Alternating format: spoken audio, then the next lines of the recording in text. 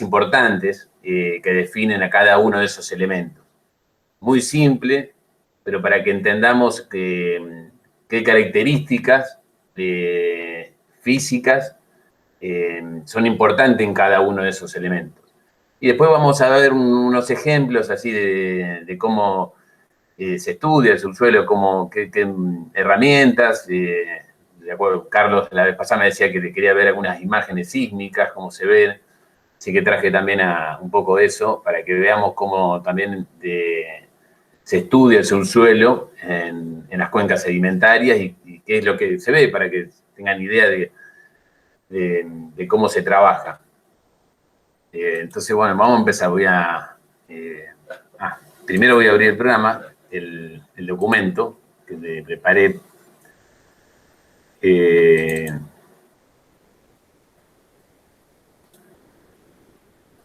Ahí está.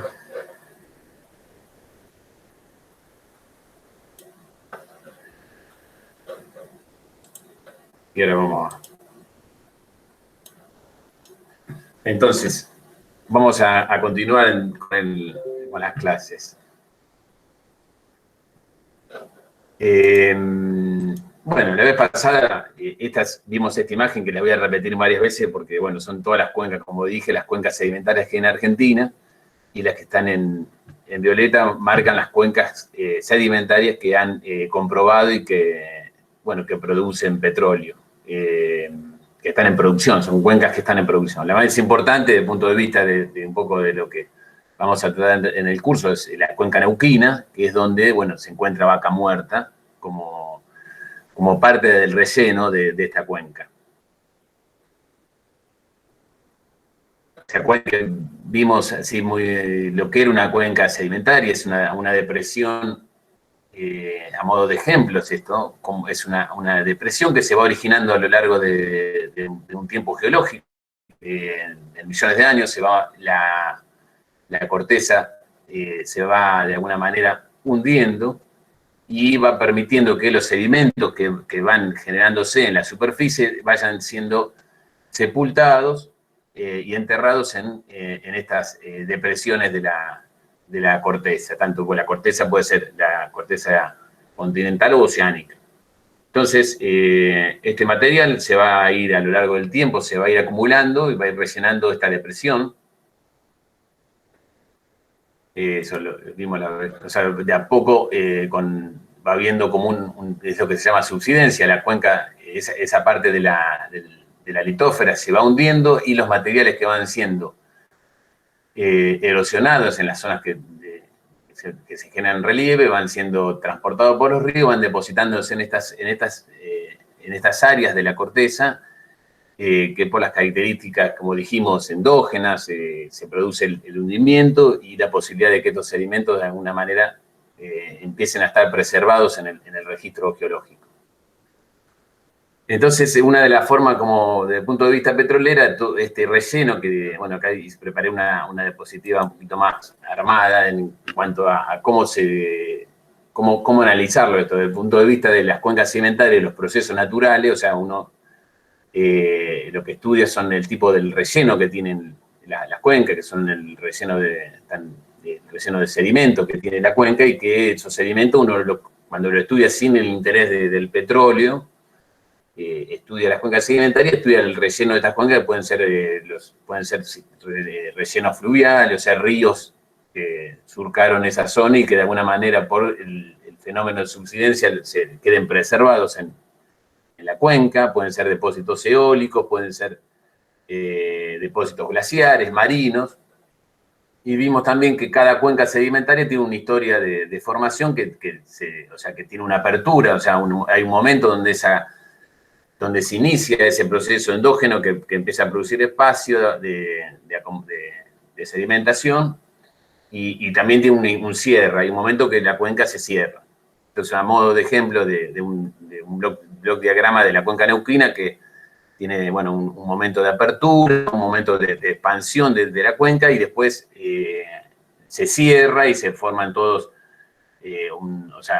por las fuerzas compresivas, de alguna manera, se forman las estructuras o sea, imagínense que esto en algún momento estaba estirado y que por el cierre, por las fuerzas tectónicas, esto prime y se cierra la cuenca. Ya no deja de ser una zona donde se hundía para pasar a ser una zona donde se levanta, donde se empiezan a producir montañas.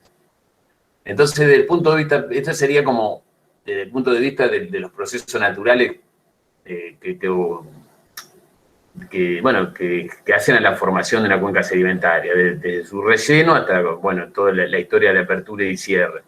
Pero desde el punto de vista de hidrocarburos, nosotros ya todos estos rellenos que tiene una cuenca sedimentaria, nosotros ya los vemos desde el punto de vista de los elementos, o sea, tenemos que definir la roca madre, tenemos que definir las rocas reservorio, las rocas sello, tenemos que definir los canales que permiten que haya migración del petróleo dentro de la cuenca, y todo lo que es la historia de la formación de la cuenca, lo que nos va a dar a nosotros desde el punto de vista petrolero es las nociones de tener las trampas que es lo que, se irían a explorar para poder, extraer el petróleo. Y desde el punto de vista de las propiedades físicas, lo más importante desde el punto de vista del hidrocarburo y las propiedades que necesitamos estudiar son estas dos variables, que son la porosidad y la permeabilidad de las rocas. Es lo que va a definir, en definitiva, las características de si estas rocas pueden ser roca reservorio, roca sello y roca madre. Y, por supuesto, pueden ser los carriers que van a transportar el petróleo dentro de la cuenca del lugar donde se está generando hacia el lugar donde se va a ir a acumular y entrampar el hidrocarburo. Entonces, las rocas madre, ¿cómo se definen? O sea, ¿qué sería la característica más importante de la roca madre? Es que tenga contenido de materia orgánica. Es el factor fundamental. Los hidrocarburos provienen de la materia orgánica, de la transformación de la materia orgánica.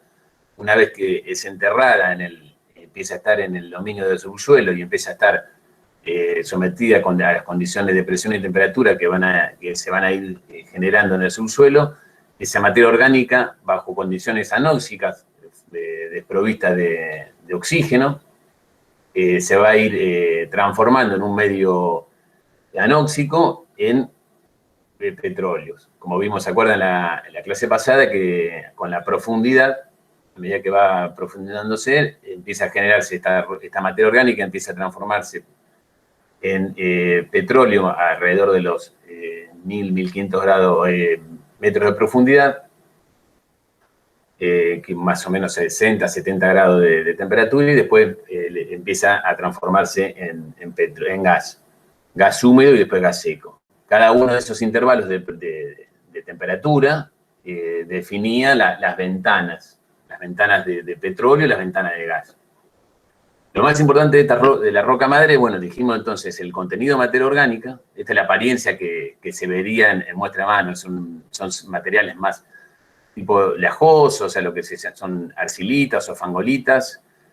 Margas también las margas son materiales finos, o sea, arcillosos, que tienen también alto contenido de carbonatos. La propiedad física más importante de los materiales que forman la roca madre es que son muy porosos, pero tienen baja permeabilidad. O sea, son materiales que tienen porosidad, pero son impermeables. La porosidad, en este caso, o sea, ¿cómo se define la porosidad? Es la capacidad que tienen los materiales rocosos, las rocas, de poder alojar fluidos en su interior. O sea, es todo el espacio hueco que queda entre el entramado de los granos que forman la roca. Entre esos granos, entre el contacto entre grano y grano, quedan espacios huecos que permiten que los fluidos se acumulen ahí, en esos espacios. Entonces, de alguna manera define todo el espacio hueco que tiene la roca. Que ese espacio hueco puede estar ocupado por agua, por petróleo o por gas. La permeabilidad ya es un parámetro que define cuánta movilidad va a tener ese fluido dentro de la roca. La roca puede ser porosa, puede tener muchos poros, puede albergar fluidos, pero si no lo transmite, si no hay forma de que ese fluido se mueva dentro de la roca, no tiene permeabilidad. Y eso es lo que le pasa a los materiales, a las arcilitas, las fangolitas y a las margas, que tienen fluidos dentro, tienen fluido entrampado dentro, pero no se moviliza. Y esa es una de las características que define justamente que ya lo vamos a ver, que hace que para poder sacar el petróleo de la roca madre tengamos que fracturarlo. Tengamos que, de alguna manera, romper esa roca para generarle una permeabilidad inducida por la fractura.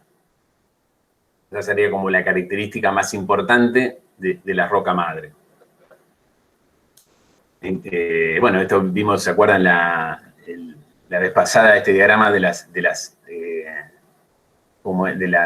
roca madre más importante de las cuencas productivas?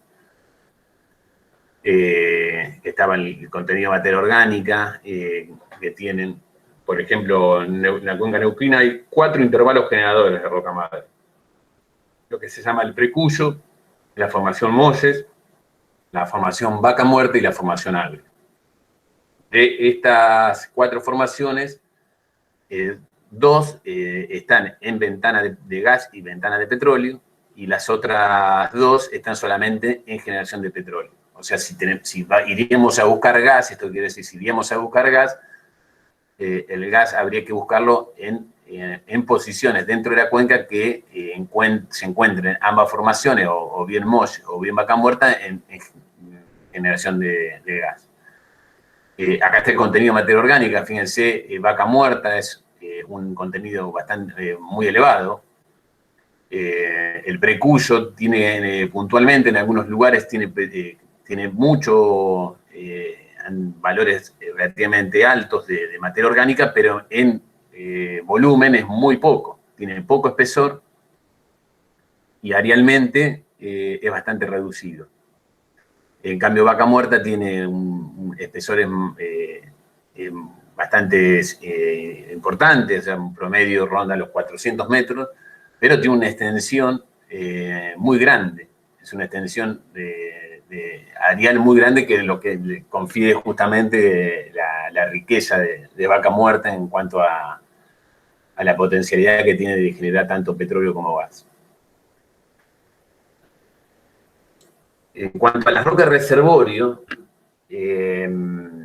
o sea, las rocas más típicas de las rocas reservorio son, por ejemplo, las areniscas, que son arenas que bajo los procesos de formación de la diagénesis, o sea, de ese material de arenas que pueden ser generadas esas arenas por los sistemas fluviales o por los sistemas eólicos, que de alguna manera transportan sedimentos dentro de la cuenca sedimentaria, y estos sedimentos empiezan a poder preservarse en el registro geológico por la subsidencia en esa región de la corteza. Una vez que son sepultados, como dijimos, esos sedimentos en la cuenca sedimentaria se van a transformar en una roca sedimentaria que son las areniscas, que no son más que arenas duras, arenas que están consolidadas. O sea, uno cuando ve una arenisca, lo que va a ver es un material de arena, o sea, ve los granos de arena, pero que están todos, de alguna manera, en una pasta, están como solidificados en una pasta, en una matriz o en un cemento. Ese material tiene muy buenas, en general, si está a una profundidad que no superan los 2000 metros, son materiales que tienen muy buena porosidad y permeabilidad. Depende también el grado de cementación que tenga después la roca, la profundidad que tenga, pero en general son los reservorios por excelencia, los depósitos de areniscas. También de conglomerados, hay reservorios que son calizas fracturadas, calizas que están también, de alguna manera, sufren procesos de disolución. Los materiales carbonáticos son muy susceptibles de alguna forma, a generar porosidades vinculadas a disoluciones y esto es un caso típico de esto, lo que son los grandes reservorios de petróleo que hay en el Medio Oriente, son depósitos de calizas, que tienen muchos procesos de cartesificación, o sea, procesos de disolución de los carbonatos, y que generan porosidades muy altas. Y bueno, en lugares donde hay mucha generación de petróleo, como pasa en Medio Oriente, se forman excelentes reservorios de petróleo. Y después tenemos también pueden ser rocas ígneas que están fracturadas. Este ejemplo de rocas ígneas en Cuenca Neuquina fue muy importante, porque bueno, se han encontrado yacimientos, sobre todo en el sur de Mendoza, yacimientos vinculados a rocas ígneas fracturadas, bueno, que han tenido, hoy por hoy se han acuatizado, le ha ganado el agua al petróleo y bueno, pero en su momento generaron muy buenas producciones de petróleo.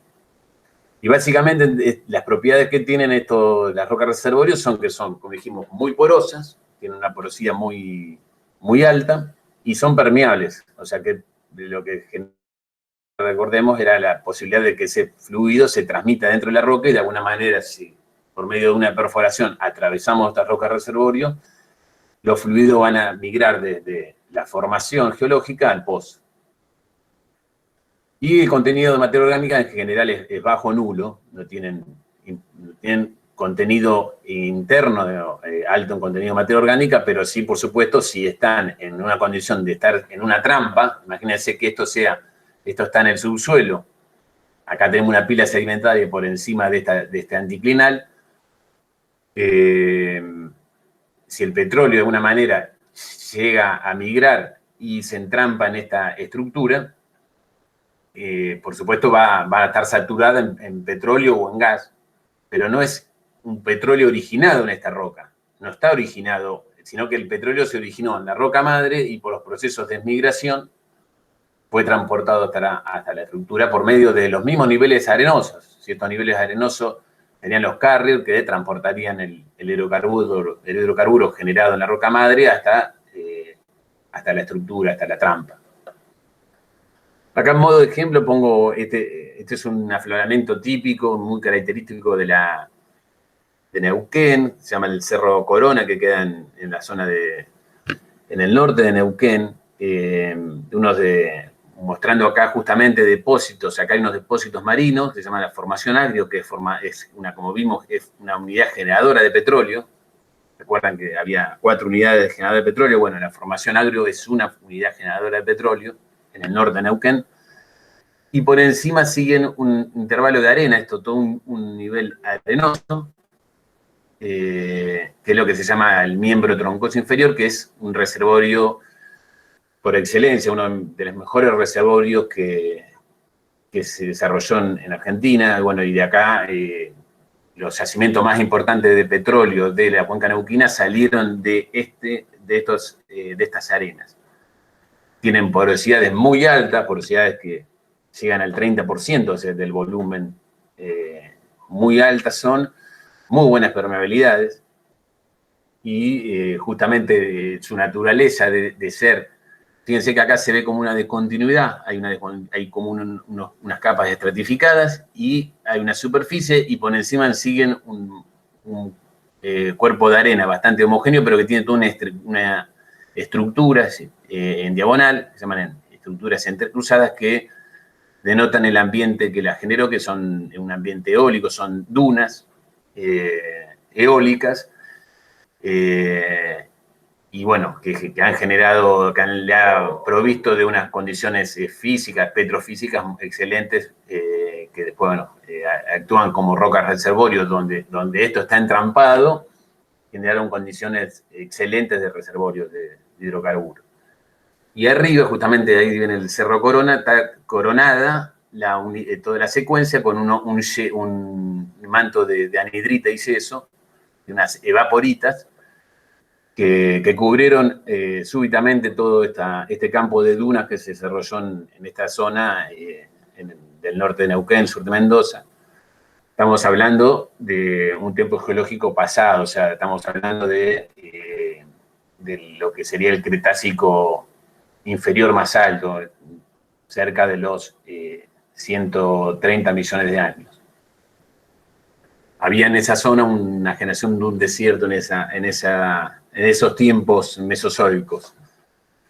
Y súbitamente, también como un rasgo muy marcado, muy interesante, justamente estos campos de dunas se fueron inundados por una ingresión marina de un mar hipersalino que cubrió las dunas y que realmente esto es como para ir a verlo, es una hermosura, porque se ven el campo de dunas, uno puede ver todos estos niveles y cómo muchas veces se preserva hasta la geometría de las dunas, hasta la cresta de la duna se ha conservado en algunos lugares. Desde el punto de vista geológico son de libros esta secuencia de unidades en la cuenca neuquina.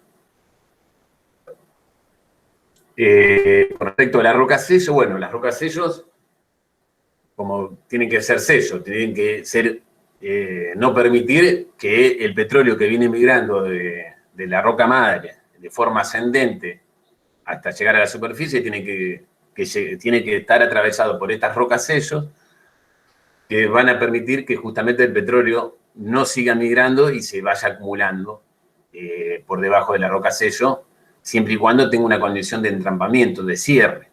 Entonces, estas rocas son básicamente materiales arcillosos, también fangolitas, pueden ser margas, pueden ser también calizas, pero que no estén disueltas, calizas cerradas, calizas impermeables.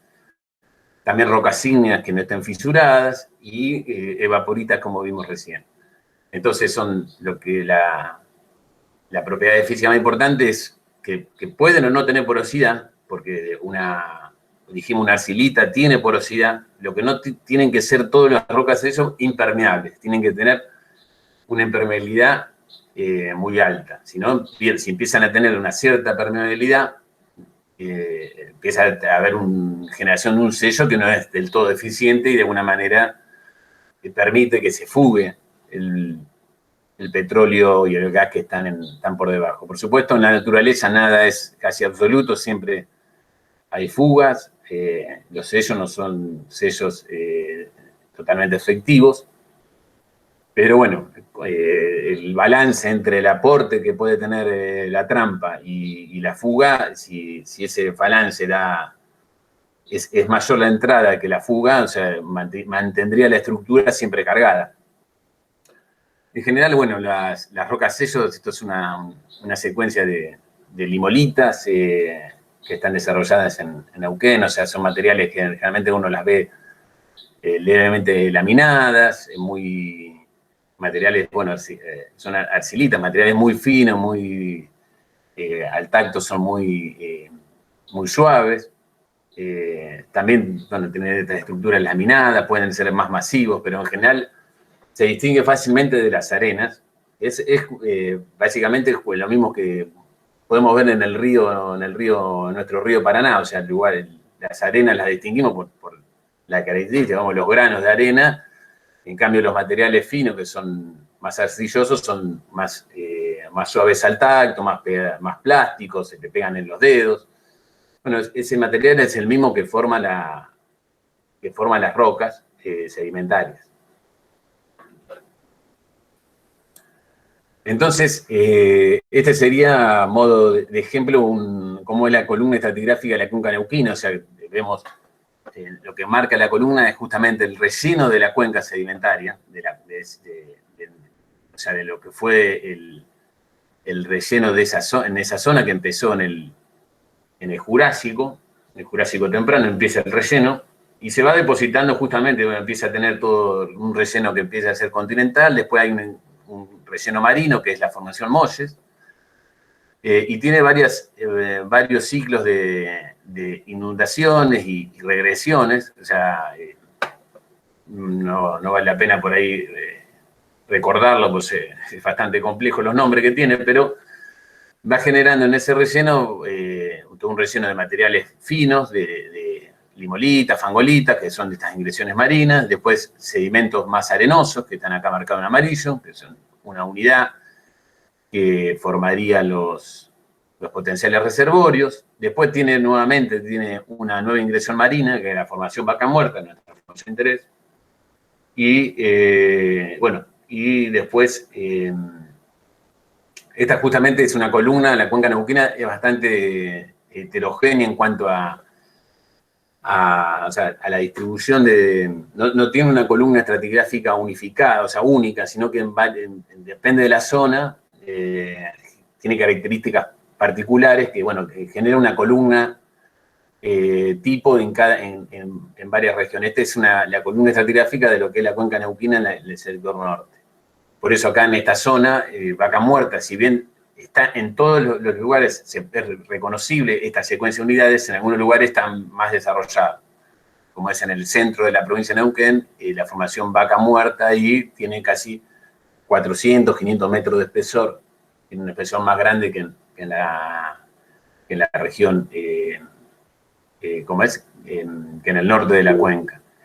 Y bueno, acá los equivalentes de acá lo que se llama formación centenario, son unos sedimentos más arenosos, bueno, también tienen su correlación con una ingresión marina que es lo que se llama la formación agrio. O sea, la formación agrio estaría representada en este intervalo estratigráfico. A modo de lo que quiero expresarle con esta gráfica es esto, que las cuencas sedimentarias tienen un relleno.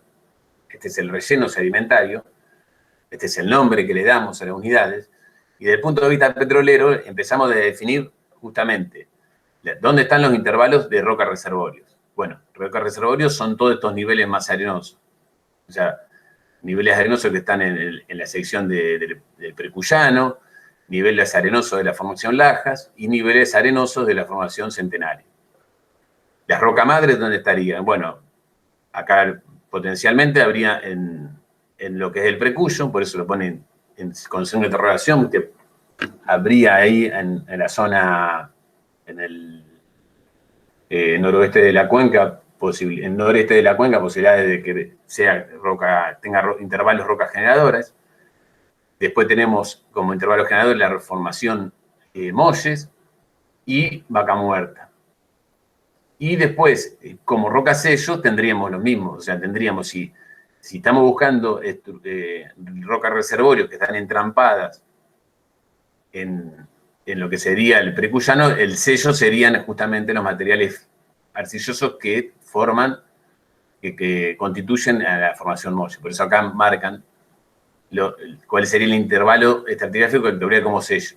Acá actuaría Molles, actuarían niveles finos de la formación Lajas y otro sello regional si encontramos esta unidad generando estructuras en esta unidad, el sello de esto sería Vaca Muerta y bueno, también algunos intervalos dentro de la formación Centenario Rayoso. Entonces, a modo de ejemplo, o sea, como de alguna manera el relleno sedimentario, desde el punto de vista petrolero, nosotros en base a las características físicas que tiene, le damos la configuración de estos elementos del sistema petrolero, que son fundamentales. Como dijimos, el más importante de todo es este que está en rojo, el que está en azul, que la cuenca, la zona que estamos estudiando haya podido tener la capacidad de generar una roca que acumule materia orgánica y que después en su historia de enterramiento permita que esa materia orgánica se preserve y se transforme en hidrocarburos. Entonces, ¿cómo funcionaría esto? Esto acá en modo de ejemplo, también la vimos así rápido la semana pasada, pero este intervalo que está acá, en gris, y que va cambiando de color, es justamente la unidad que tendría contenido de materia orgánica elevado. Entonces, en función de la temperatura y presión a la que está siendo sometida la roca por el relleno que tiene por encima, es el relleno que tiene por encima lo que le va dando la capacidad de que esté enterrada justamente la unidad. Entonces, si se encuentra en mayores profundidad va a estar en generación de gas húmedo o termogénico. Y a medida que la roca se va haciendo más, la roca madre empieza a estar en condiciones más someras, empieza a estar en lo que se llama la ventana de petróleo, que sería justamente este rango que está marcado en verde. Por encima vamos a tener una roca madre, pero que deja de tener condiciones de generación de petróleo. O sea, si se encuentra por encima ya del tope de la ventana de generación de petróleo, vamos a tener una roca que tiene la capacidad de generar hidrocarburos, pero porque tiene la materia orgánica, pero no está sometida a las condiciones de presión y temperatura adecuadas para formar petróleo. Acá esta no va, la voy a borrar porque la marqué no. Entonces, ¿cómo sería lo convencional?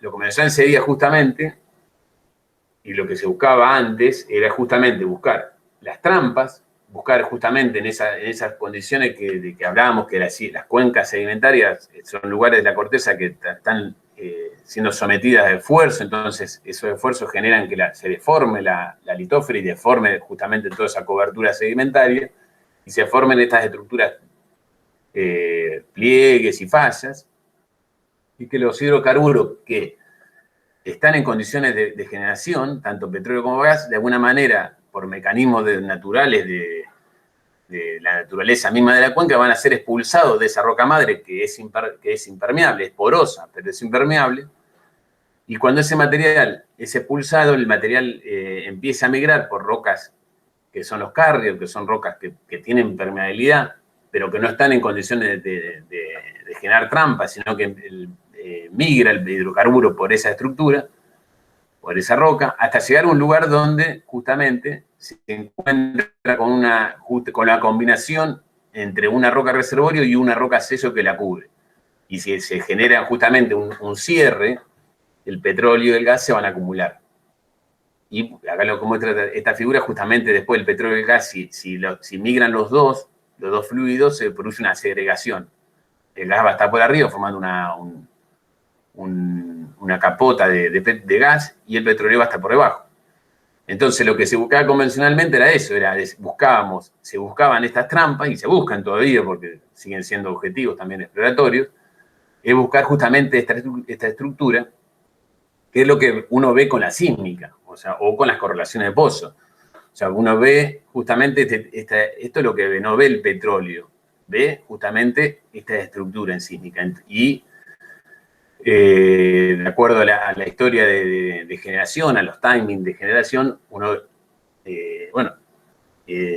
propondría perforar estas estructuras.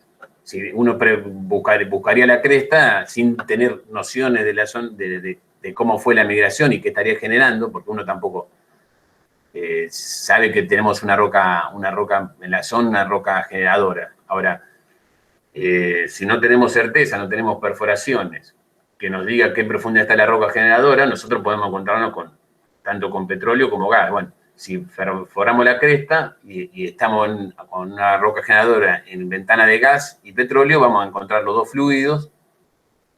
Por supuesto, si perforamos la cresta, es lo más posible que encontremos el petróleo primero, el gas, primero.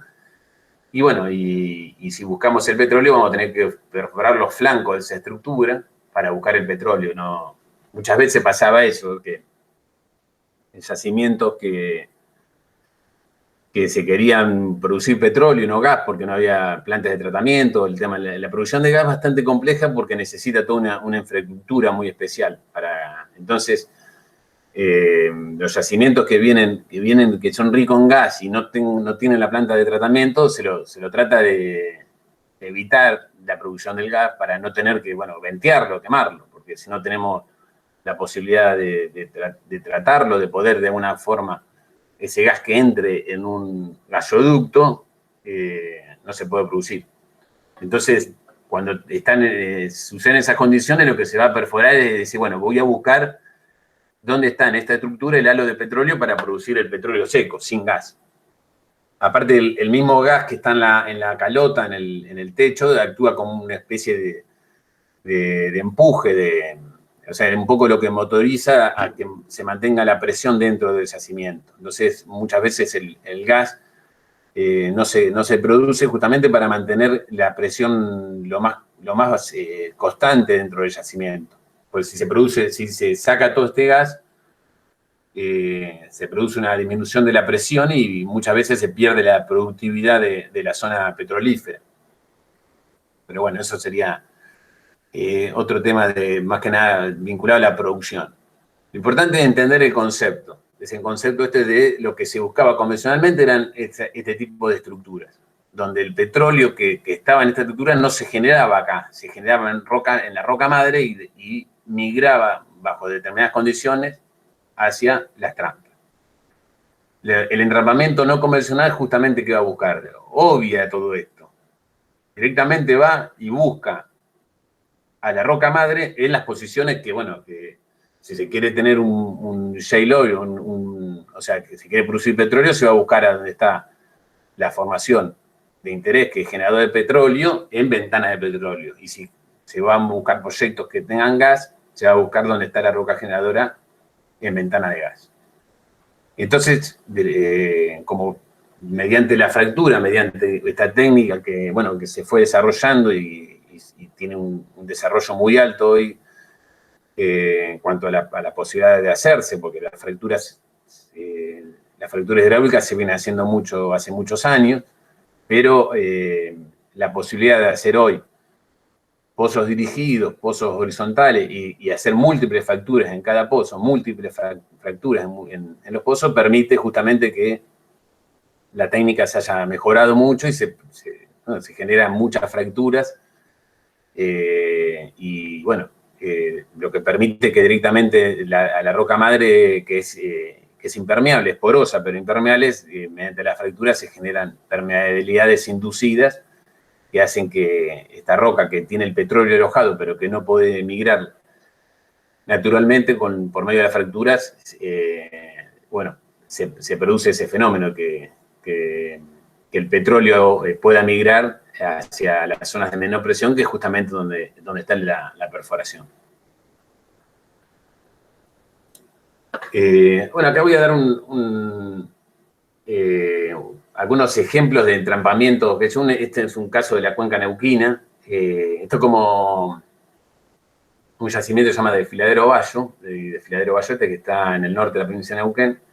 Y acá muestro un perfil, y lo traje porque se ve muy bien. Justamente esto es como, de alguna manera, uno cuando trabaja con el subsuelo no tiene la posibilidad de ver los afloramientos, la roca. Estamos en una zona donde aquel que anduvo alguna vez por la llanura patagónica, justamente es una zona bastante plana, si bien hay algunas elevaciones, pero no hay afloramientos. Entonces, la forma de estudiar el subsuelo puede ser mediante el rejunte de los materiales que se van perforando y uno analiza lo que va perforando. Y se ha desarrollado mucho las técnicas geofísicas, que son justamente el perfilaje de los pozos. Se perfila una vez que están terminado la perforación, se perfilan y mediante propiedades que se miden en la roca se obtienen estos perfiles eléctricos del pozo. Entonces, este es lo que llama la formación rayoso que veíamos ahí en la columna general de la cuenca neuquina. Y lo que descritiza bien esto justamente es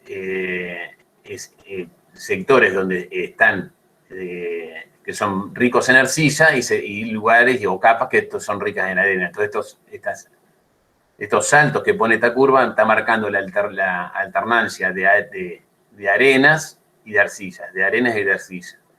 Y este perfil que está acá en negro es el perfil que mide la porosidad. Entonces lo que uno ve justamente es eso, que las arenas, esta entrada que tiene acá es la porosidad efectiva, mide esto. Entonces, la porosidad efectiva es justamente son todos los poros, o sea, es la porosidad que de alguna manera está formada por los poros que están intercomunicados. O sea, la porosidad efectiva tiene un subcorrelato con la permeabilidad, porque mide justamente todos los poros que están interconectados. En las arcillas es muy porosa, pero hay una interconexión los poros no están conectados, lo que hace es que justamente los fluidos no puedan transmitirse entre los poros. Entonces, lo que muestra esto justamente en las arenas, vemos las arenas como tienen alta porosidad y hay una correlación. O sea, uno lo que ve cuando se perfila un pozo, ve capas que son, bueno, induce por este perfil, el perfil de rayo gamma, que son arenas. Y la porosidad que tienen estas arenas. Y acá en colorcito se ve también un perfil que se corre mucho, el perfil de resistividad. El perfil de resistividad es muy usado porque justamente discretiza entre el petróleo y el agua salada. El petróleo es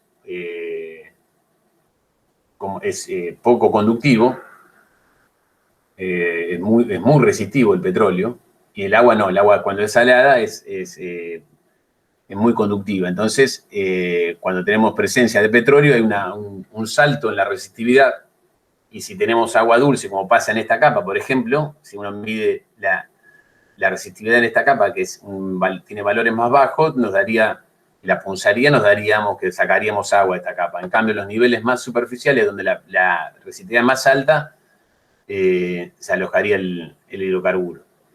Justamente coincide donde tenemos justamente un intervalo en la unidad que le sigue, un intervalo muy impermeable, unos niveles de limolitas muy cementadas, que actuarían de sello regional. Y esto es como, o sea, esto es el dato de un pozo. Ahora, cuando uno analiza varios pozos, esto es una transecta casi con pozo, un corte con varios pozos, y correlaciona todo esto, estas capas que se ven, las empieza a correlacionar, son los que están en ventana amarilla, uno empieza a ver que hay cierta continuidad, que se continúa este nivel de impermeable que actúa de desecho, se ve muy bien en todos los pozos. Lo interesante de esto es que justamente en estos pozos, cuando empieza a correlacionar estos pozos, ve que estas capas que están en la zona superior, en estos pozos desaparecen. No están, sí las de abajo. Entonces hay como una truncación. Si uno después puede separar esta superficie, puede de alguna manera reconstruir esta superficie y genera o sea, nivela el perfil con respecto al sello, uno puede ver justamente que empiezan a estar truncadas estas capas. Empieza a haber truncaciones. Una capa permeable viene y se trunca con esta roca sello. Esta sería la posición como actualmente está. Estas son reconstrucciones que se hacen. O bien nivelando algún nivel, o nivelando al sello para ver justamente las truncaciones. Entonces el petróleo, que este es un ejemplo real, el petróleo que de alguna manera migra a estos reservorios, empieza a migrar de forma ascendente, imagínense en estas capitas, hasta que de alguna manera se topa con el sello, que justamente es este nivel, que está en la base de la forma del grupo Neuquén, y ya no puede migrar hacia arriba. Entonces se entrampan estos niveles. Y lo que justamente estos pozos fueron los pozos productivos.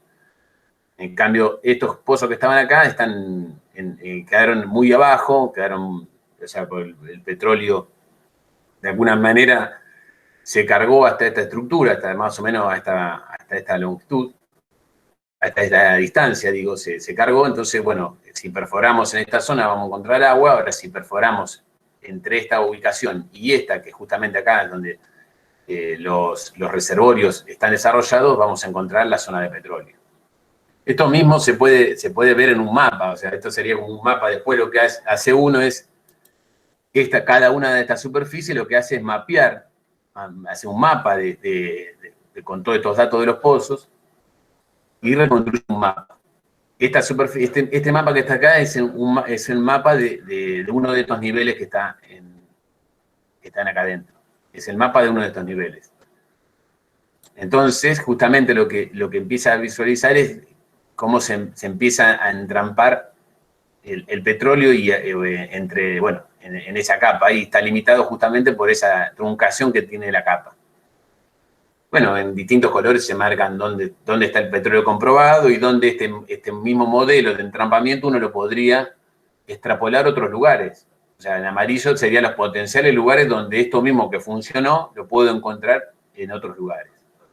Esa sería un poco la lógica. O sea, en el petróleo se trabaja mucho de una manera inductiva, o sea, deductiva, de maneras analógicas también, así decirlo. O sea, si el modelo funciona en un lugar, se trata de extrapolar ese modelo a otro lugar que tenga las mismas características. Y esto un poco ya metiéndome en la sísmica acá, lo que Carlos me decía que quería ver algunas cosas de la sísmica, cómo se ve. Bueno, este mismo cortecito que está acá es un corte que va en esta dirección. Y justamente, esto sería o sea, lo que uno ve es cuando se registra la sísmica, la sísmica mediante un mecanismo, una explosión.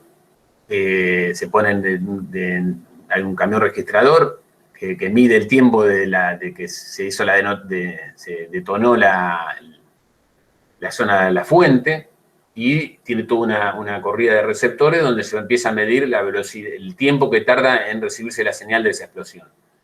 Esto se repite muchas veces en el campo. Por supuesto, está todo diagramado, no es que se va a hacer en cualquier lugar, sino que se diagrama en una retícula, donde se hacen todas estas mediciones en una retícula, entonces se tienen todo bien medido, se tiene esta distancia es importante porque justamente la que sirve para hacer los cálculos. Entonces, en función de la recepción, de los tiempos que van llegando las señales, se calcula justamente en cada una de varios, o sea, es bastante complejo el tema para explicarlo, pero lo que uno tiene que saber es eso, que mediante este mecanismo, que se repite muchas veces de manera sistemática en el campo, se hace lo que se llama la registración, lo que se obtiene justamente, bueno, esa onda sísmica lo que va a hacer, se refracta en ciertas superficies del terreno, que son justamente los cambios, las estratificaciones, que hay un cambio de densidad. Básicamente representan cambios de densidad para que haya reflexión. Entonces, esto se convierte en un conjunto de trazas. En definitiva, se convierte en un conjunto de trazas. Esto sería como ya un reproceso. Todos los datos crudos que están registrados acá se procesan y lo que se obtiene es esto. Se obtiene un mapa, un volumen de trazas sísmicas, que representa cada uno de estas trazas, cada uno de esta undícula, cada cambio de dirección de esta undícula representa justamente esta superficie donde hay refracción. Entonces, esta superficie que se ven en la sísmica, que son estas mismas, acá esto que está acá es lo mismo que esto, cada una, hay un montón de trazas acá, lo que pasa cambió, se lo colorea distinto, pero lo que en el fondo que hay acá es esto. Muestran superficies de refracción, que podrían ser, o sea, se simulan como si fueran la estratificación que tiene la cuenca. ¿Recuerdan esa foto que vimos donde están las capas estratificadas, los sedimentos están estratificados? Bueno, de alguna manera este efecto representa esa estratificación que tendrían las rocas sedimentarias. Entonces, acá justamente, acá esa discordancia, esa superficie que veíamos de ese nivel impermeable de la base del grupo de Neuquén, representaría este horizonte que está acá. Se llaman horizontes, esto se le llama en la jerga petrolera y sísmica. Entonces este horizonte, si uno lo mapea este horizonte, se empieza a aplicarlo y a dibujarlo, trata de buscar varias secciones donde se pueden encontrar, se los mapea, bueno, justamente eso que está acá en ese horizonte representaría justamente donde las señales de alguna manera se refractan en esta superficie. Y lo que se puede ver en ese mapa justamente también es justamente estos acuñamientos. Si uno, acá el intérprete que hizo registró esta superficie, la mapeó, y después fue fijándose otras superficies donde iban acuñándose. Una empieza a seguir, ve que se acuñan. O sea, este mismo efecto que veíamos acá, que se veía en la SIMBI, que se ve en este corte hecho con pozos, en la sísmica también se puede reproducir. Y lo que se hizo acá, este es un mapa de fase sísmica, o sea, acá lo que se hace es, este mapa que está acá es un mapa de esta superficie que se llaman discordancia, esta superficie que está acá, lo que se hizo, se vio cómo es el desarrollo de esas trazas que representan esa superficie. Y justamente en el desarrollo, o sea, se ve la forma que tienen esas trazas, y justamente se vio acá que hay una apariencia de esas trazas que se marcaron con esta coloración, y del otro lado se vio que las trazas tienen otra apariencia. Y justamente, acá el intérprete marcó una diferencia entre una zona y otra, que coincide justamente, si uno empieza a ver los pozos, coincide justamente donde hay un desarrollo de un lado de esa discordancia, tenemos desarrollo de arena y del otro lado no, porque justamente las arenas se entruncaron en esta superficie. O sea, es como, de alguna manera, el dato geofísico está avalando el modelo geológico que veíamos acá. O sea, se hace esa combinación. Lo que tiene esto es que justamente la sísmica que tiene no tenemos, es un dato ya, una zona donde ya hay perforaciones, pero lo que permite la sísmica es visualizar un área sin tener que perforarla. O sea, imagínense que que este modelo que ya tenemos perforaciones y que tenemos sísmica, y que esa sísmica está avalada con datos de perforaciones, este modelo lo podemos extrapolar a otras zonas donde ese modelo serviría. Esto sería como se verían, por ejemplo, los anticlinales de la sísmica, o sea, esa superficie que veíamos de reflexión, como de alguna manera muestra esa apariencia. O sea, acá ya se han perforado algunos pozos, pero lo interesante de esto es que sin tener la información de los pozos, uno con la sísmica ve la estructura, ve esta estructura que se ve en superficie cuando uno va a una montaña, ve la zona, como en el noroeste argentino, que ve los pliegues. Bueno, la sísmica permite ver esa estructuración. ¿Cómo estamos, Débora? Vamos bien.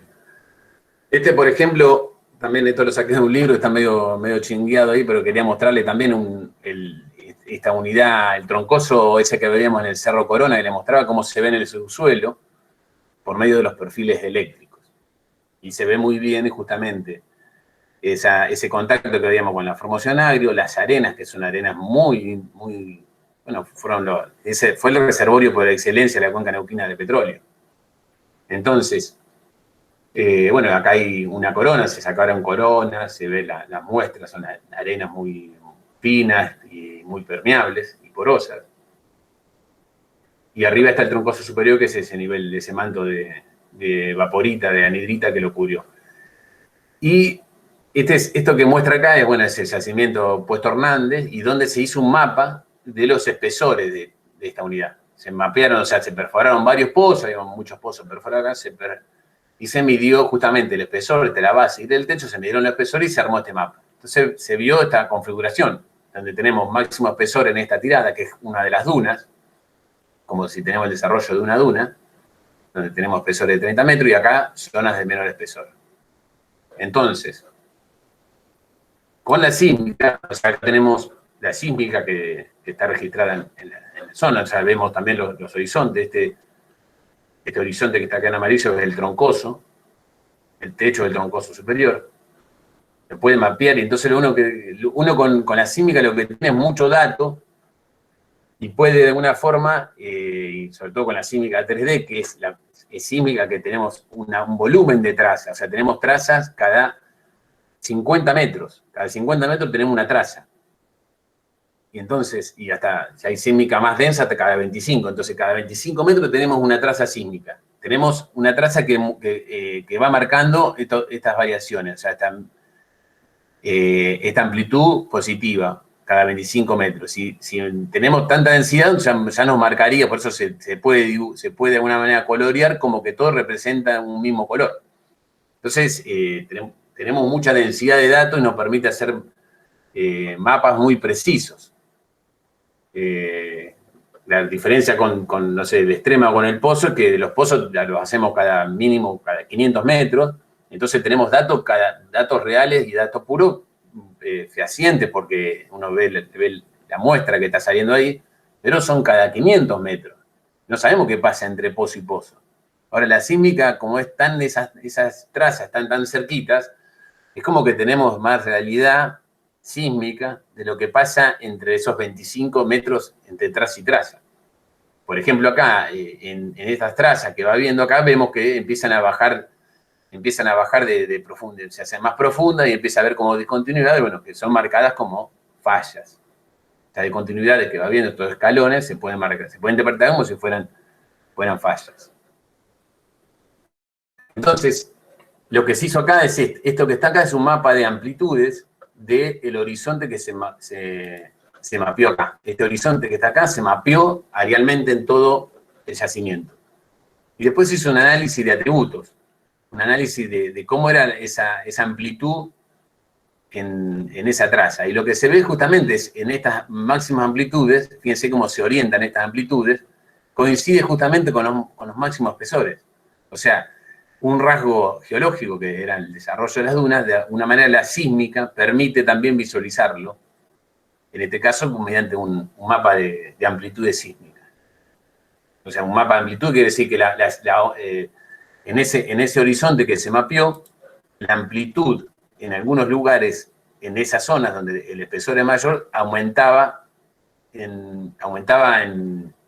se hacía más grande, aumentaba la amplitud de esa onda en esa profundidad que se marcó, en ese horizonte.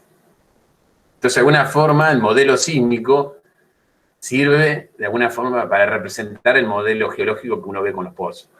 Ahora, por supuesto que siempre necesitamos, uno si no tuviera los pozos y ve esto, bueno, necesitamos, en este caso, coinciden las dos cosas, pero cuando uno tiene el modelo, uno tiene ya el modelo, de alguna forma, el modelo geológico bastante consistente, y después puede ver esto, o sea, interpreta que tal horizonte está mapeando en la formación troncoso inferior y hace un análisis de atributos y ve estas cosas y dice, bueno, si yo en el yacimiento veo que estos atributos son dunas, bueno, en otros lados pueden ser dunas también, si estoy seguro que estoy en la misma unidad. Entonces, de alguna manera, la sísmica permite, sin tener perforaciones, definir la característica geológica que esperaría esa respuesta que está dando la sísmica. Y bueno, ya yéndome un poquito para contarles también que en nuestra provincia tenemos también, en un momento objetivo exploratorio, toda la región chacopampiana fue objetivo exploratorio, se ha registrado mucha sísmica, la sísmica vieja, 2D, o sea, no es un cubo, sino que son líneas que se han registrado. Y acá le quería mostrar algunas líneas en el sur y centro de Santa Fe, algunas líneas que se han registrado. Esto es como que una visión que estamos haciendo. Lo giré a Santa Fe para mostrar que es como que si lo estaríamos mirando de este a oeste. Vamos a mirar esta sección. Entonces lo que uno ve justamente es eso, ve las líneas, o sea, esto serían líneas bastante puras, así, son las líneas viejas que se registraron, entonces lo que uno ve justamente son esos cambios. Ve acá justamente una superficie, esto sería el basamento, y esta sería la cobertura sedimentaria. Y uno, bueno, empieza a vislumbrar justamente toda una zona que se fue en la zona sur de Santa Fe, un levantamiento del basamento. Esto está registrado con información de pozo. Acá se han perforado algunos pozos y han encontrado el basamento a 2.200 metros. Esta sería, bueno, también un análisis, también un método geofísico que se usa, la gravimetría. Esta es la gravimetría registrada en Entre Ríos. Acá en Entre Ríos no hay sísmica, pero bueno, la gravimetría también sirve como para marcar ciertos lineamientos en función también de las características que tenga, de cómo sea la susceptibilidad como es, no, esto es sin campo de intensidad magnético, también está la gravimetría, esto es campo de intensidad magnético. Y lo que mide esto es justamente la susceptibilidad del campo magnético que tenga la región. Justamente en esta parte, en esta región, hay una secuencia volcánica de basaltos que son muy ricos en hierro, entonces hay una respuesta del campo de intensidad magnético, y que de alguna manera estas variaciones también en el campo de intensidad uno podría también asimilarlos a alineamientos. O sea, uno si hace un análisis de estos lineamientos, de esta orientación que van teniendo esta estructura, de alguna manera también puede determinar tendencias de estructura. Entonces, esto puede asociarlo a alineamientos, a estructuras, a fallas que estén generando justamente este ordenamiento de donde están las máximas anomalías magnéticas. Y bueno, acá un poquito, esto voy a mostrar este corte, es un corte que está también de sísmica. Este sería como se vería un corte en toda la provincia de Santa Fe. Y este sería el alto que yo les decía. El alto se llama el alto de Camilo Aldao. Donde, bueno, se han perforado y se ha encontrado el basamento en profundidad de 2.000, 2.200 metros, y donde en la zona cerca ¿cómo es? De San Cristóbal, no, de San Francisco, el límite con Córdoba, se ha perforado un pozo, el pozo Josefina, un pozo de 4.500 metros, y no ha llegado al basamento. Es un poco la secuencia de que se ha encontrado. Lo interesante de esto es justamente cómo el modelo sísmico también concuerda con el modelo geológico, o sea, con la correlación de los pozos también, de alguna manera la información sísmica tiene su correlación. ¿Qué es lo que uno trata de hacer? Uno lo que trata de hacer justamente es que, bueno, para eso se hace, la sísmica de alguna manera represente la geología que tiene la zona. Pero para eso necesitamos tener algunos datos más duros, que se llama duros datos concretos, que son las perforaciones. Así que bueno, un poquito, no sé, por hoy yo creo que me quedo con eso, o sea, como que sepamos cómo son los elementos hoy del sistema petrolero, o sea, qué es la roca madre, qué características tiene. Vamos a dejar de presentar qué características tiene la roca madre, las rocas sello, las rocas reservorios, cómo se estudian. Vimos ahí cómo, de alguna manera, por métodos, o sea, como no tenemos la posibilidad, o sea, estamos trabajando en el subsuelo, o sea, y la única forma de hacerlo es mediante un pozo, y es enriquecer la información del pozo se hace con métodos geofísicos, se hace geofísica de pozo, que sean esos perfiles, que se pueden determinar dónde están las arenas, dónde están las arcillas, y con la sísmica uno lo que ve es, ve la configuración más grande y ve o la estructura, ve esos pliegues, puede analizar las fallas, puede el conjunto de fallas, y puede ya analizar la estructura y el entrampamiento. Así que bueno, un poco, bueno, si hay alguna consulta de lo que vimos, me preguntan por ahí. No sé si fui bastante avanzado en el tema, ¿qué le pareció? Escucho algunos comentarios. Así era. Hola, hola Javier, ¿cómo estás? ¿Cómo andas, Carlos? Muy bien, ¿y vos? Bien. No, una consultita, porque te vi que estabas pasando información de Puesto Hernández. Sí. En este momento, Puesto Hernández, ¿está en producción a full? O porque, te digo, yo hace un par de años atrás estuve y realmente estaba bastante agotado, ya ese yacimiento Sí, no era convencional. mirá, vos sabés que yo lo que tengo entendido hoy de esos son yacimientos muy maduros. Yo estoy mostrando información. Esa zona al norte de Neuquén, que está Puesto Hernández, está el Chibú de la Sierra Negra, Trapial, toda una zona muy rica en petróleo, que fue muy rica en los 90 y principios del 2000, era la zona de excelencia de petróleo. Es verdad, todo eso se acuatizó todo, pues se produjo en todas las reservas que se habían calculado, se produjo todo ahí.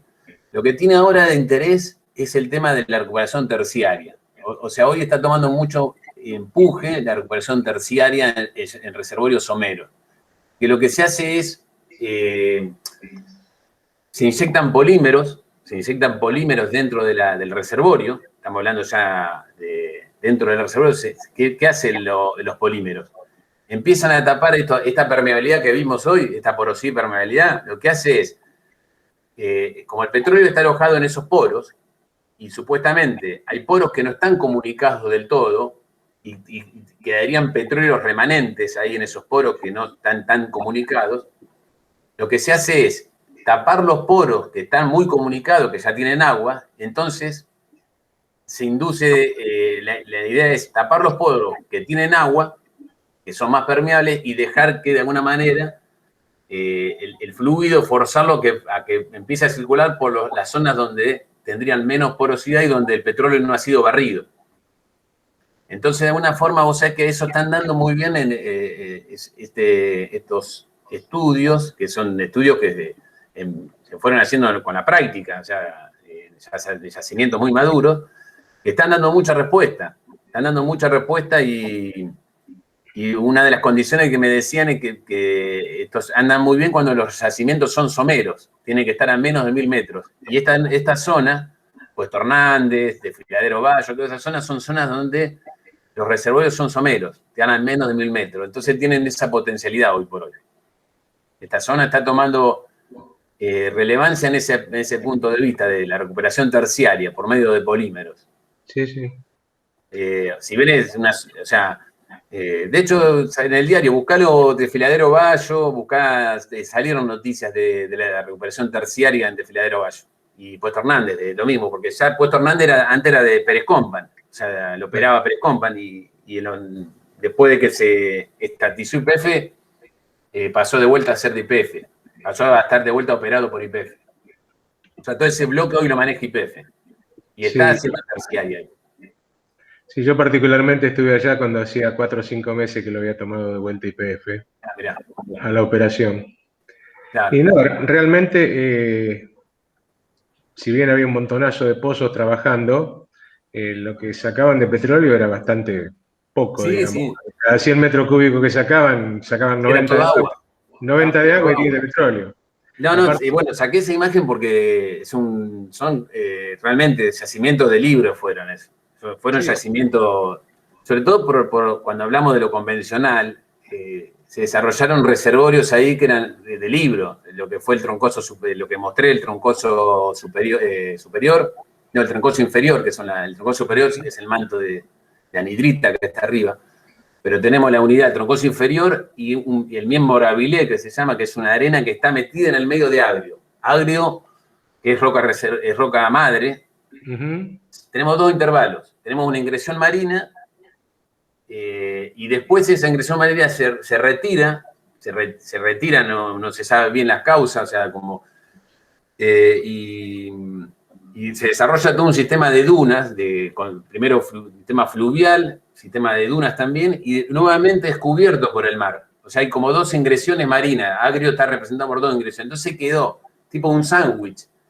Quedó en el medio de la unidad generadora, quedó una arena en el medio. O sea que era la condición ideal. O sea, tenemos una arena permeable impresionante metida entre intervalos generadores. O sea, si esa roca madre estaba en condiciones de generar petróleo o gas, tenía el reservorio y nomás, tenía que migrar poquito. ¿Viste lo que vimos hoy de la migración? Sí. Tenía que migrar nada. Entonces, se generó una condición de libro ahí. Realmente esa zona fue una zona... desde el modelo de entrampamiento es increíble. Lamentablemente quedó, bueno, como decís vos, ya se produjo todo eso. Sí, evidentemente. Bueno, yo en la época que estuve yo estaban en pleno trabajo de recuperación secundaria, que era la condensación y inyección de agua.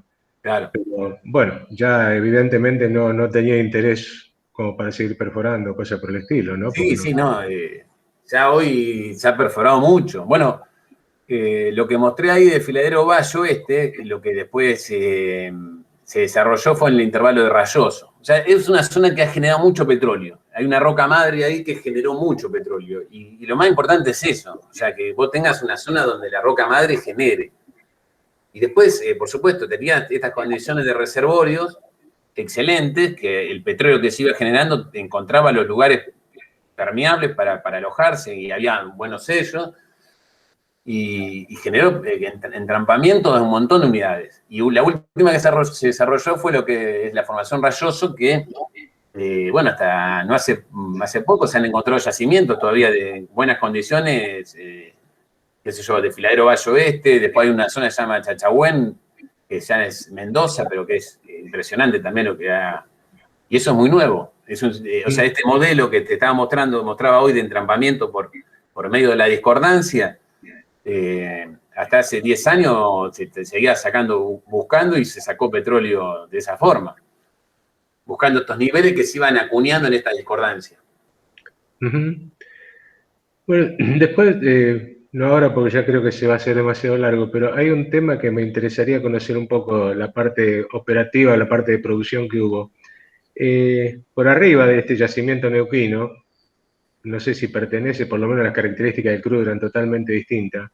El crudo que se sacó del sur de Mendoza, el Malargüe, que en su momento... San Canelo. No, el que estaba más arriba, porque Giancanello es un crudo muy sí, denso, muy viscoso. No. El que sacaron famosísimo, bueno, posiblemente vos no habías nacido todavía. No, sí, Malargüe, en Puesto Roja, famoso. Puerto Roja. Bueno, esas son calizas, lo que veíamos hoy, calizas y rocas ígneas fisuradas. Eran yacimientos también impresionantes porque eran como los de Medio Oriente. Yacimientos que eran calizas que estaban fisuradas y estaban disueltas. Entonces se generó, eran permeabilidades altísimas.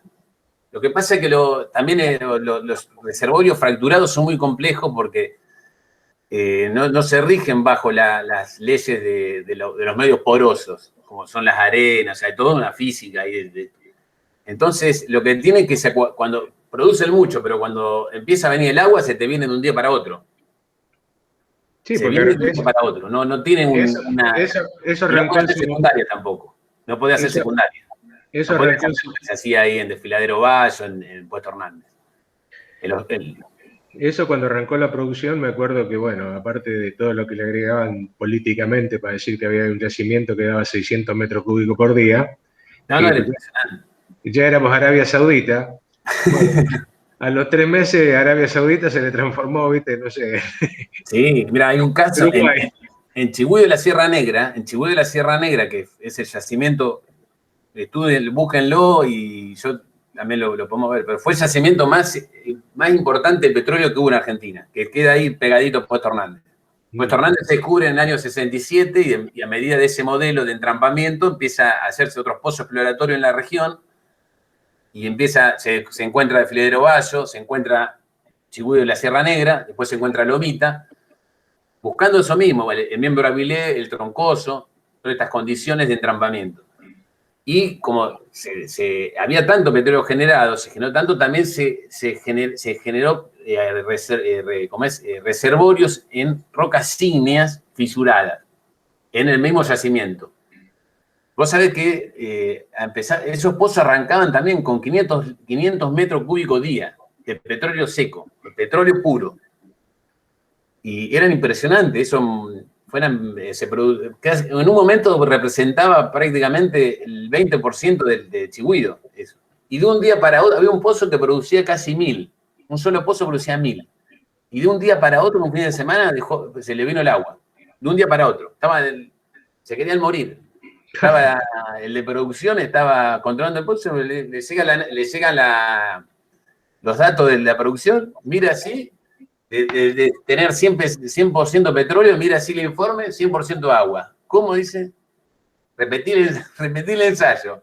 100% agua, 100%, se acuatizó de un día para otro. Y nunca más produjo ese petróleo. Porque tiene ese problema los fisurados. Los fisurados se acuatizan se acuatizan al toque y mantienen después el caudal. Como son fisuras que están en un medio que está todo saturado en fluido, en agua y en petróleo, el fluido lo va a mantener. La producción de fluido, ahora, vos tenías petróleo, fluido que era petróleo, de golpe se te viene el fluido que es agua y bueno, y fuiste. Sí. En Puerto Roja pasó eso. Bueno. Te aclaro que para los que trabajábamos en la destilería fue una bendición que Puesto Rojas se cayera. Porque era un petróleo... Tenía muchísimo azufre. Ah, claro, Incluso hubo que preparar plantas especiales. Había una planta, tuvo que cambiar toda la metalurgia de la torre de fraccionamiento y todo. claro. Cuando nos empezaron a tirar el petróleo ese, nos pasábamos 24 por 24 haciendo intercambiadores nuevos porque nos duraban 15 días. Sí, sí, Bueno, de verdad tiene mucho azufre eso. Bueno, ¿alguna otra consulta? Si lo podemos ver la clase que viene, repasamos la clase que viene si algo quedó, que eran muchos conceptos hoy. Pero la idea es que le quede lo conceptual, me quedo con eso, o sea, es un poco la idea de curso. discúlpame, ya que estábamos en conceptuales, pues entonces pues en la provincia de Santa Fe, después de lo que mostraste, tenemos que seguir sembrando soja y maíz y hacer biodiesel y bioetanol, ¿no? Mirá, falta mucho explorar. O sea, vos sabés que el primer pozo, la historia del petróleo en Santa Fe es linda estudiarla porque cuando se hace el primer pozo profundo en Santa Fe, que se hace en el 1916, se hace en San Francisco, que era un pozo para sacar agua, viene el pozo con rastro de petróleo en ese pozo. Y eso trajo, bueno, imagínate que recién se había descubierto petróleo en Argentina, en el sur, en Comodoro, hacía poquitos años. Entonces eso decía, bueno, no podemos afrontar tanto frente, tenemos que desarrollar el Comodoro Rivadavia, ahí nomás vino la de Neuquén, que había despertado mucho interés, y eso quedó relegado y recién hacen un YPF, ya estando YPF, hace un pozo en el año 35 pegadito a ese pozo y comprueba ese petróleo. Comprobó que de donde se había notificado en ese pozo de agua, comprobó que había rastro de petróleo y que venía hilos de petróleo en el lodo de perforación. Pero se perforaron años después de eso, se perforan 2 pozos más y no dieron resultados. Pero bueno, no había sísmica, no había nada en ese momento. Eso se hizo así, estamos hablando del año 40. En los años 40 se hacen esas 2 perforaciones nuevas. Y después fue lamentablemente, las campañas exploratorias fueron muy dispersas y siempre no fueron terminadas con los objetivos que se definieron, siempre fueron truncadas por los distintos procesos políticos que fueron pasando. Así todo, yo creo que las chances son bajas. El último informe que hizo YPF cuando se exploró de vuelta o revió de vuelta toda la información y reprocesó algunas líneas, hizo este corte que mostré regional que mostré de Santa Fe, de norte a sur. En esa revisión que hacen es como que no vieron muchas chances como para remover el avispero, por así decirlo. O sea, los juegos, decían, vamos a hacer perforaciones y con todas las presiones que se empezó a ver con el tema de vaca muerta, del fracking, vamos a correr, o sea, fue una situación media de decir, ¿cuál es el riesgo de seguir haciendo exploración? Los costos políticos que vamos a tener haciendo exploración en una zona donde la situación ambiental nos va a jugar en contra. Entonces, todo eso se truncó porque no vieron chances de decir, mira, esto es muy bueno, vale la pena hacerlo. De hecho, en Entre Ríos no se hizo nada, porque era tanta la presión de los ambientalistas que lo poco que se podía, no se hizo nada, se truncó al toque. O sea que las chances de que haya petróleo, o sea, son bajas, pero tampoco cuencas sedimentarias hay lugares donde hay profundidades interesantes, que la que mostré ahí en el centro de la provincia, que superan los 5.000 metros de espesor, de una columna sedimentaria de más de 5.000 metros. Está ese indicio, como que algo se generó de petróleo. Normalmente hay algún intervalo que es generador, no se sabe de dónde. Y bueno, esas son las chances. O sea, no. Faltaría más información, una campaña exploratoria más continuada. y algunos pozos para definir, pero no, No hay. no hay.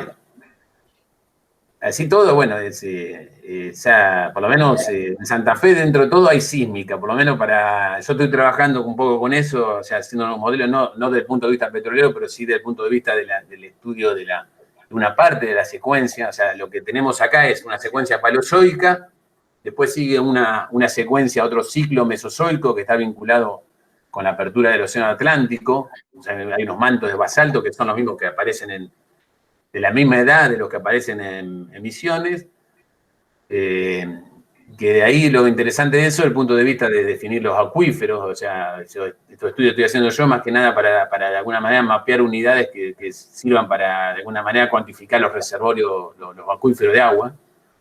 Y después hay una secuencia más joven, terciaria. Pero lo interesante desde el punto de vista petrolero es el paleozoico. Acá siempre se buscó el paleozoico como todo lo que se definió como las unidades paleozoicas superiores con interés petrolero. Pero dieron muy poco, como te digo, ese poco indicio dieron. Así que, bueno. Nos estaremos viendo la semana que viene. Espero no haberlos aburrido con tanta geología ahí. No, yo pensé que te habías caído en la cuenca sedimentaria cuando no aparecía. Chao, hasta el martes.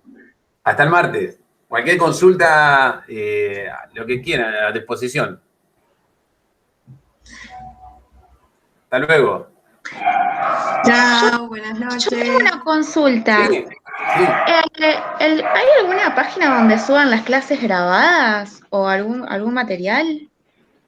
Sí.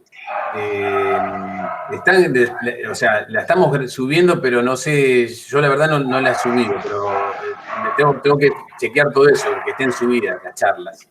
Pero sí, listo, la idea es que las subamos. Listo, bueno. Gracias. Bueno, chao. Chao.